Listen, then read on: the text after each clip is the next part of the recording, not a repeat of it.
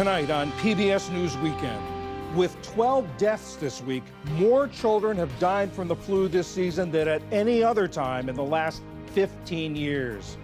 Then, with hurricane season on the horizon, how staffing cuts and vacancies at the National Weather Service could affect life-saving warnings. And we visit a studio in Utah where budding artists with disabilities let their imaginations soar. I pretty much promise them, we'll get in there, we'll figure out what you can do, and I'll help make it happen.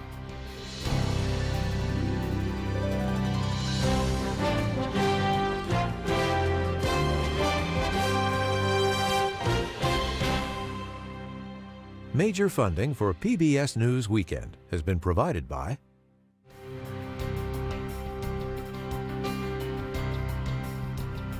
the ongoing support of these individuals and institutions.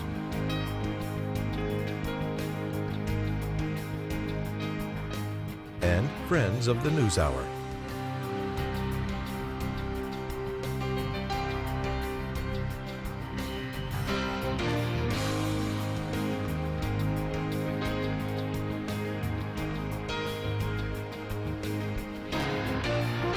This program was made possible by the Corporation for Public Broadcasting and by contributions to your PBS station from viewers like you.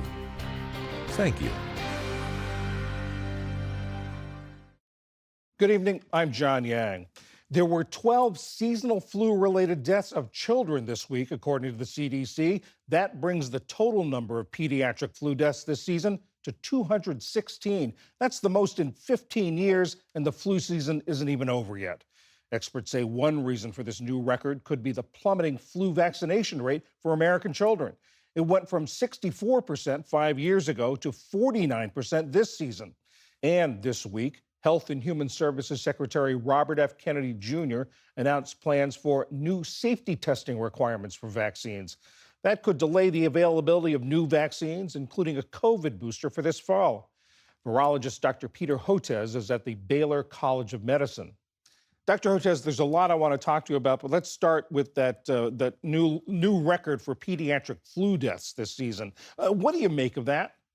Well, I think it probably is related to the decline in immunization, since most pediatric influenza deaths occur among the unvaccinated, like most of the other viral infections that we've been seeing. But remember the context of this. This is on top of fourfold rise in measles outbreaks over the last year, even before what was going on with this current major epidemic, a sixfold rise in pertussis cases. So the big picture is we're going in the wrong direction in terms of children not getting the vaccines that they should be getting. Is this a holdover from the vaccination hesitancy that emerged during the COVID pandemic?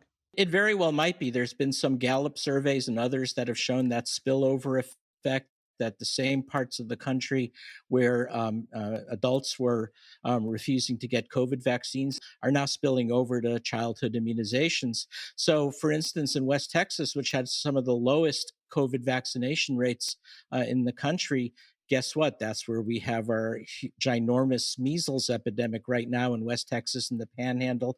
And it's going up into the conservative rural areas of the Great Plains where COVID vaccinations were also low. So I think the big picture is there is that spillover effect from anti-vaccine activism that accelerated during COVID now into childhood immunizations. You know, I know you've developed vaccines yourself. What do you make of what Secretary Kennedy said, that he wants to see new vaccines tested with placebos? What do you think of that? This has been his playbook the last few weeks. Every few days, he comes out with a new statement that misrepresents vaccine safety or effectiveness. For instance, he made it almost sound as if we don't routinely test vaccines against placebo control. In fact, just about all of the childhood immunizations historically have been tested against placebo controls, typically in randomized studies. So I don't really understand the basis of the new announcement, other than the fact that, when we do a randomized placebo-controlled trial for something like a COVID vaccine, we do it at the first time around. But as we're updating, because you're making minor adjustments in the composition of the vaccine to reflect new variants, we don't typically repeat the entire placebo randomized controlled trial because they're incredibly expensive and sometimes they're not doable given the size of what they are and the time it would take. So I hope he's not suggesting that we have to do an entirely new randomized placebo controlled trial every time we update a vaccine. Is the effect of this to undermine confidence in vaccines, do you think?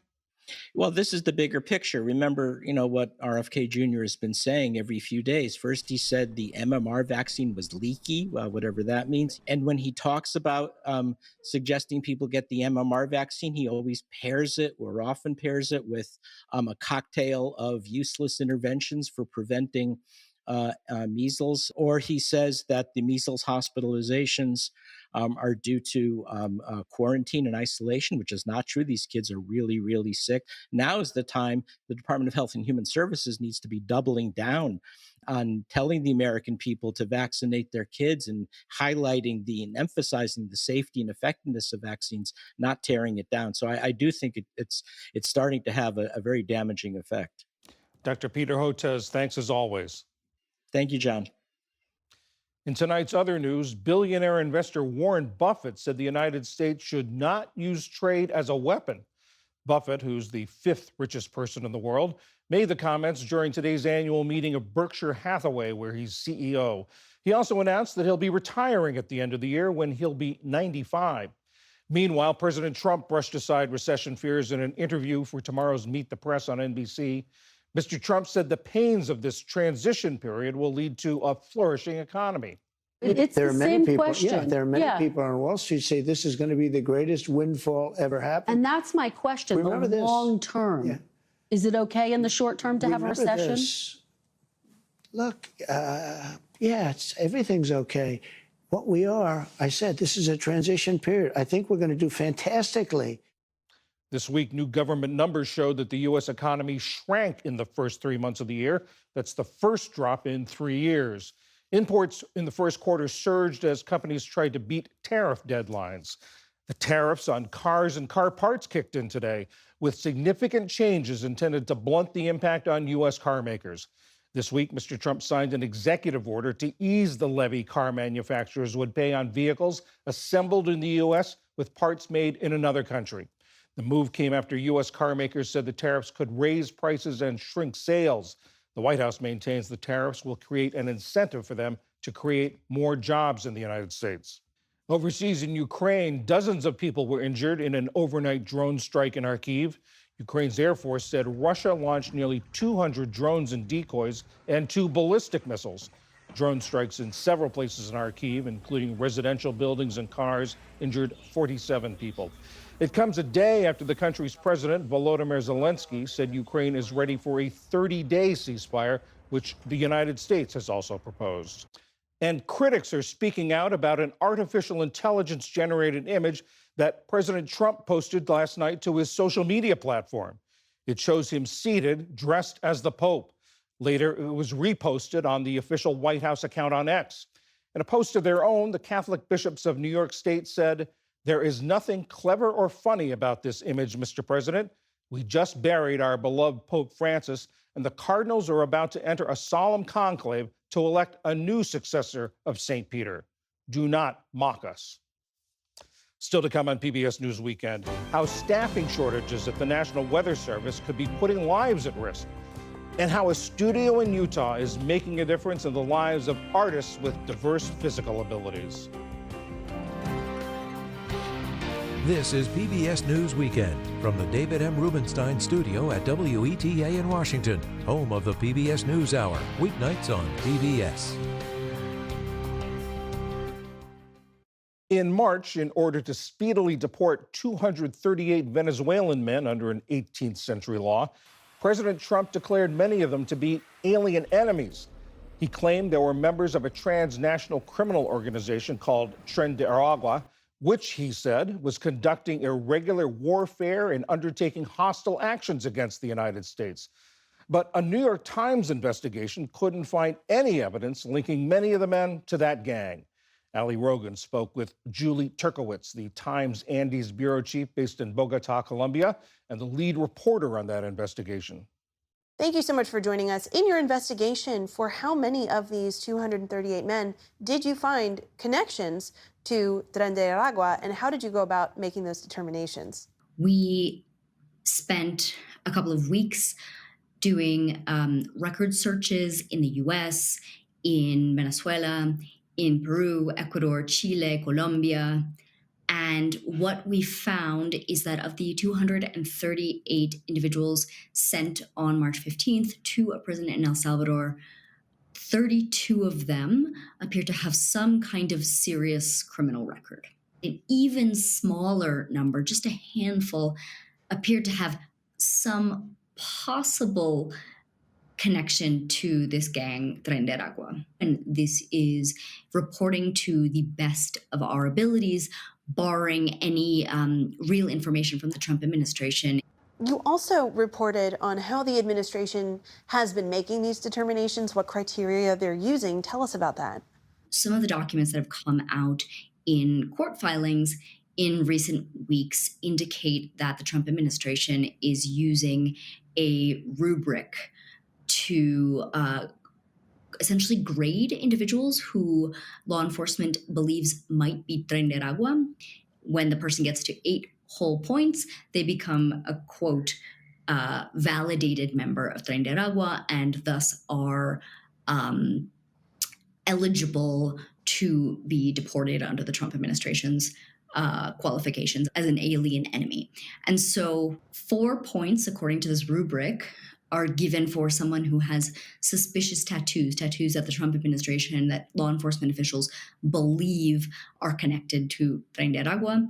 Another 4 points are given out for style of dress that law enforcement officials believe are Tren de Aragua. And experts we spoke to said, hey, like these specifications don't match with what we know about this group. The example being tattoos specifically, obviously, are worth sort of half of the points that make someone a, quote, validated member of Tren de Aragua.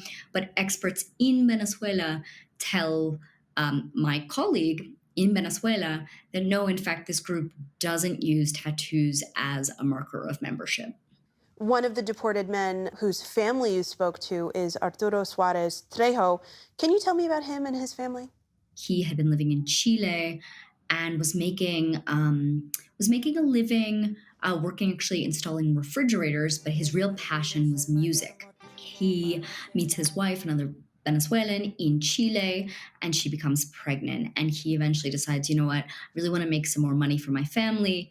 And he heads north. He gets into the United States. He enters with this sort of Biden-era application that allows people to sort of appear at the border and ask for permission to enter. He enters the country, is working in North Carolina, and one day he's in North Carolina filming a music video when ICE shows up. He calls his wife in Chile and he says, you know, honey, I'm coming home. And that is when he suddenly disappeared and his wife stopped hearing from him until she types into Google Venezuelans deported, and she sees him in a video, shaved, cuffed, and bent over in this Salvadoran prison. Arturo Suarez is one of the individuals who does not appear to have a criminal record or a connection to Tren de Aragua. You and your colleagues also reported on how Salvadoran President Nayib Bukele has wanted more proof that these deported men are actually members of Tren de Aragua.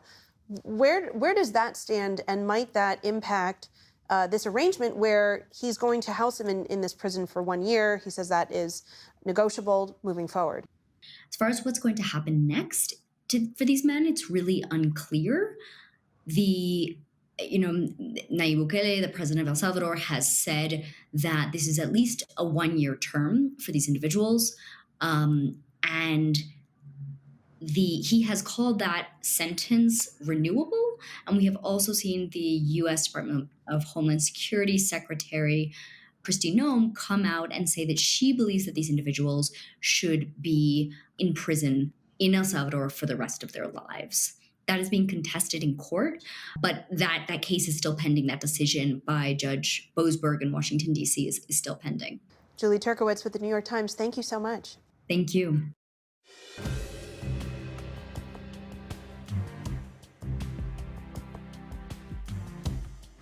The Trump administration's dismissal of hundreds of scientists and experts compiling a key report on climate change is only the latest in a series of science-related rollbacks and cuts. That includes job cuts at the National Weather Service. An Associated Press analysis found a 20% vacancy rate in nearly half its forecast offices. AP Science writer Seth Borenstein wrote that story. Seth, 20%, how does that compare to past years or to what's normal? So 4 years ago, about the same time period in March, it was about 10%. A year before, it was 12%. So that's a huge jump. And when you talk to meteorologists, they sort of have a critical level they consider for an office vacancy. It's 20%. How is the ultimate consumer of their product, the American public, how are they going to feel the difference? You're going to see some forecasts, what they call degraded. They may not be as good. In an emergency, there's some concerns about whether people will be warned fast enough and well enough. If you have radar and counties and tornadoes going everywhere, and you only have one set of eyes, something may be missed. The most concrete thing we can see right now is weather balloons. Weather balloons sound very low tech, but they are sort of the key in weather forecasts.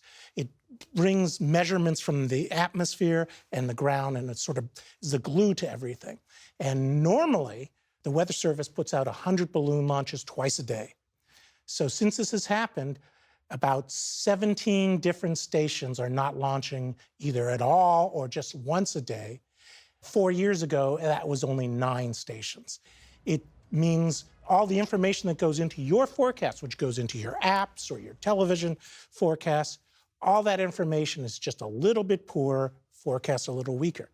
But it's really going to start to affect us in about a month in hurricane season. What do people say about that? Because researchers are predicting this is going to be an above-average hurricane season.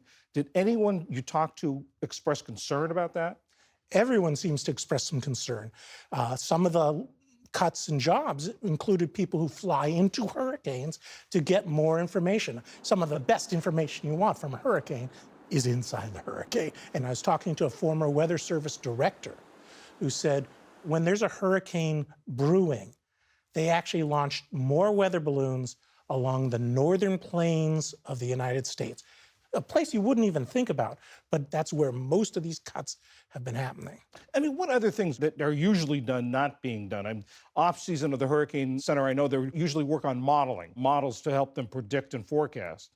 Models are supposed to improve every year. For example, in the last 10 years, they have cut the error for hurricane track forecasts nearly in half in many cases. They're forecasting it better, and it's about just in time because with climate change, we are seeing many more rapidly intensifying storms. But when we're talking about, sort of our daily forecasts, now those will go backwards. It's almost like you're going back 10, 20 years. Think of it if you picked up a pair of glasses you used to wear 20 years ago and put them on, you can see some, okay, but not quite as well, and things will get lost. The former NOAA administrator, Rick Spinrad, said to me that he worries about. In the last few years where we've had more wildfires, the Weather Service has been assigning meteorologists just to big fires. They're called incident meteorologists. They save firefighters' lives. They can't do that anymore. Every living National Weather Service former director signed a letter saying lives are at risk. This week, after my story, another 300 people are leaving the Weather Service. I know you reached out to the Weather Service to ask them for comment. What happened? They said they are doing the best they can. They are still protecting lives. And that's right. When there's something big happening, they're going to run to it, and they're going to work overtime. And that's what's been happening. This year, we've had more than 700 tornadoes so far, second most on record. People stay, they work harder, they leave their families, but you can only stretch a balloon so far. AP Science writer Seth Borenstein, thank you very much. My pleasure.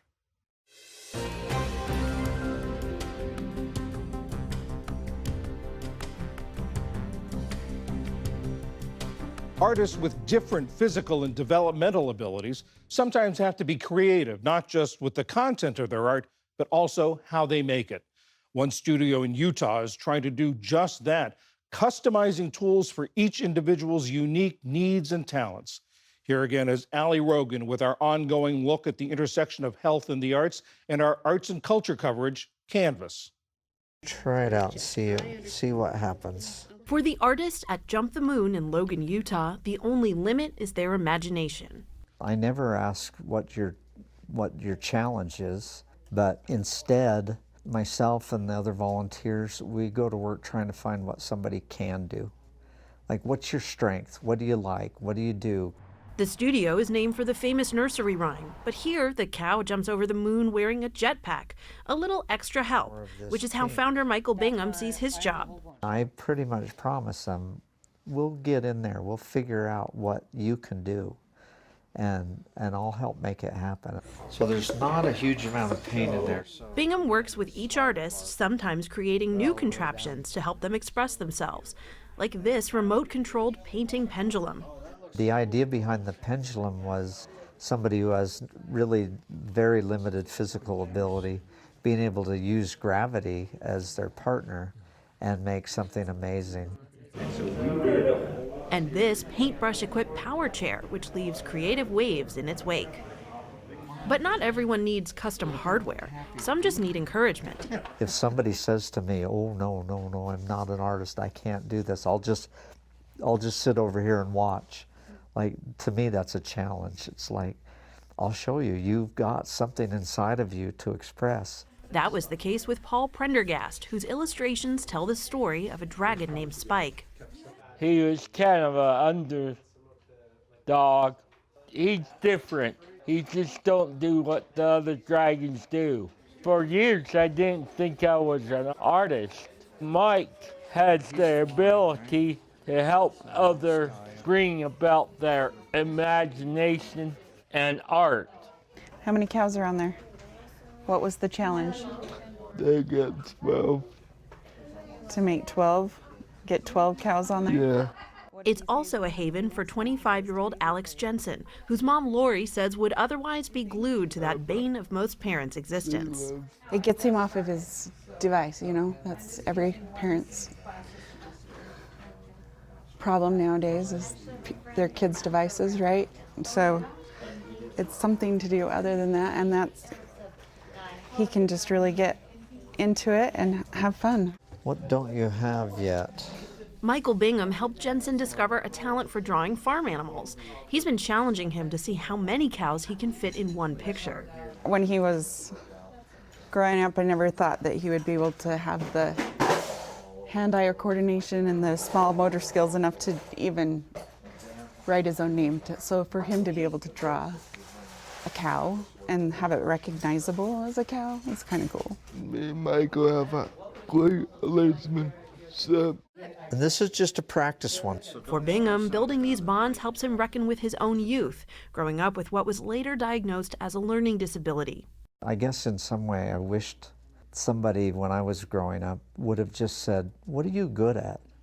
Like, just take the time and figure me out a little bit, and I've got all this inside I can express if I just have the right tools. Bingham discovered art at the end of high school and went on to art school and a career as an illustrator for Hallmark. But it was during a second career as an art teacher that he decided to focus on artists with unique abilities. I loved working with all the students, but I insisted right away. I just thought the special needs kids need to be in my art room.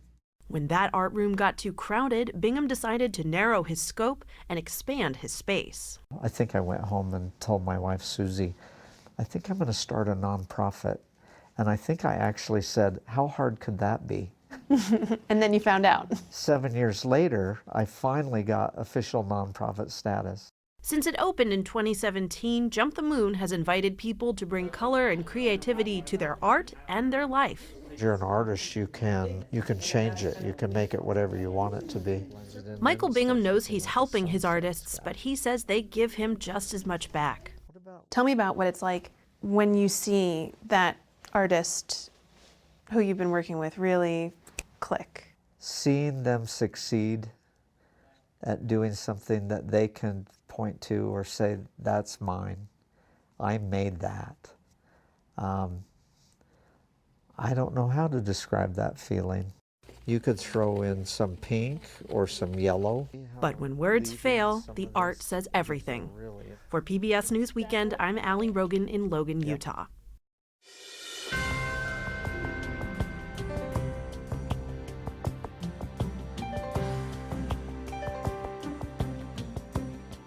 And that is PBS News Weekend for this Saturday. I'm John Yang. For all of my colleagues, thanks for joining us. See you tomorrow. Major funding for PBS News Weekend has been provided by... In 1995, two friends set out to make wireless coverage accessible to all. With no long-term contracts, nationwide coverage, and 100% US-based customer support. Consumer Cellular. Freedom calls. Certified financial planner professionals are proud to support PBS News Weekend. CFP professionals are committed to acting in their clients' best interest. More information at letsmakeaplan.org.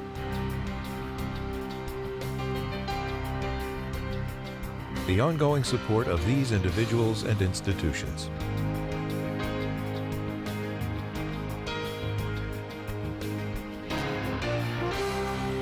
This program was made possible by the Corporation for Public Broadcasting and by contributions to your PBS station from viewers like you. Thank you.